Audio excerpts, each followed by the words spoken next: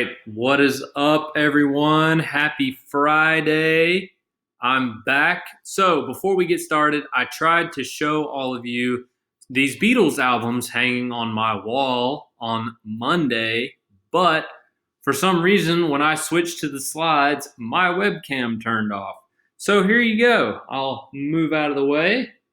See my Beatles albums hanging on the wall there.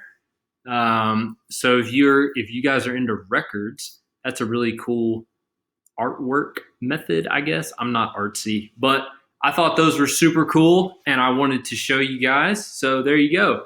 That's let's see, that's Rubber Soul, Beatles 65, and probably one of the most famous albums of all time, Sgt. Pepper's Lonely Hearts Club Band, which when we're back in school, we'll be listening to a lot. So get ready. All right. So let's go ahead and get cracking on the lesson today.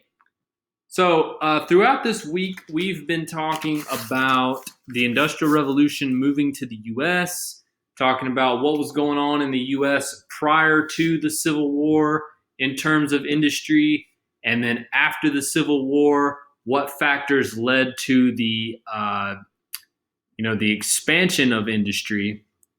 So now we're going to talk more about the expansion of industry and to some of these new industries that pop up. These new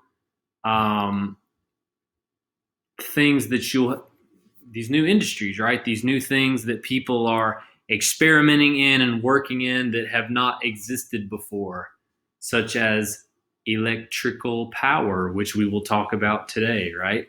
So, industrialization picks up.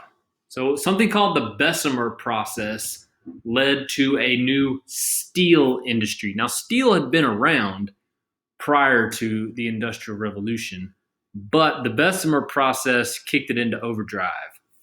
All right, so you need coal to produce steel, and with the Bessemer process, you could use less coal to produce more steel. Right? You didn't need as much coal to produce steel.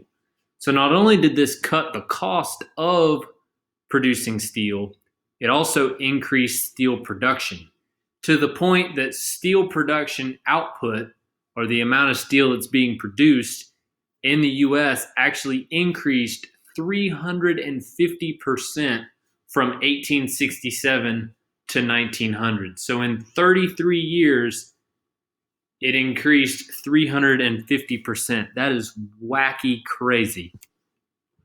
All right. And what was this new steel used for?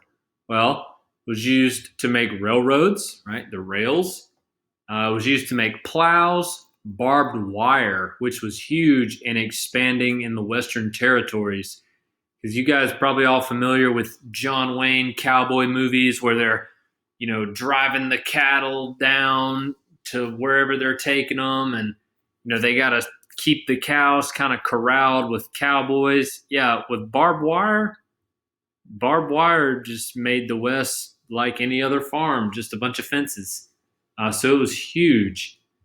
Nails we're also making, and we're making beams for buildings, which when we talk about cities a little more, cities like New York City, we're going to talk about these new building beams and what kind of buildings they make.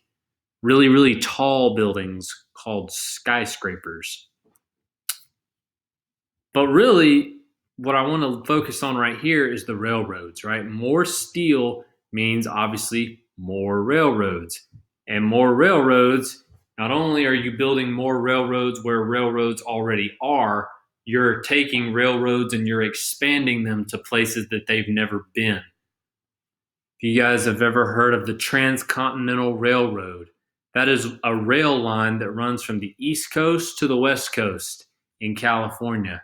And it was finished shortly after the Civil War, right at the height of this new Bessemer process steel production.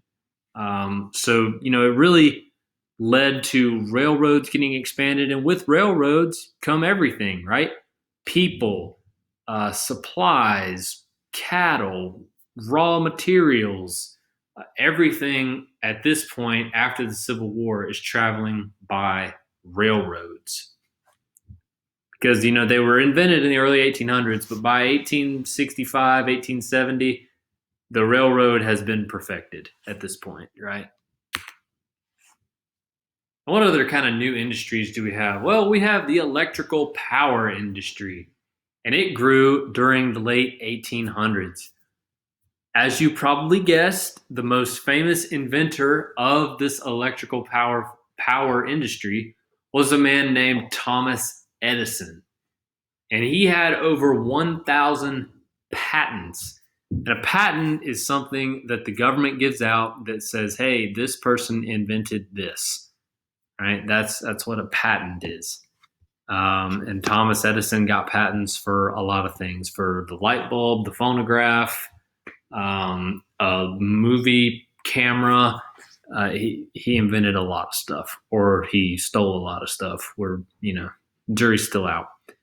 But we're going to talk now about his work with electrical power and lights. So other people had created lights, but they were too bright, got too hot, too big for everyday use. They just weren't practical. Now, Edison, he kind of went in there and he said, okay, I like the light idea, but I need to make it work. So what he did was he experimented and tried. And eventually he made a safe, dependable light bulb for everyday use. And he also created a system to power whole buildings with electrical power. So, Edison was a game changer, really. There's a quote that some say Edison said, some say he didn't say, but it's in the movie National Treasure, and that's one of my favorite movies, so I'm going to tell it to you. The quote is that Thomas Edison tried and failed nearly 10,000 times to develop the filament for the light bulb, the thing that makes it light up and stay lit.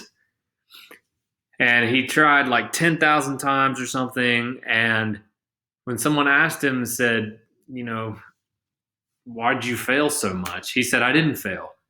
I found out 10,000 ways how not to make a light bulb, but I only need one way to make it work. And I love that quote. It might not even be a real story, but I love it.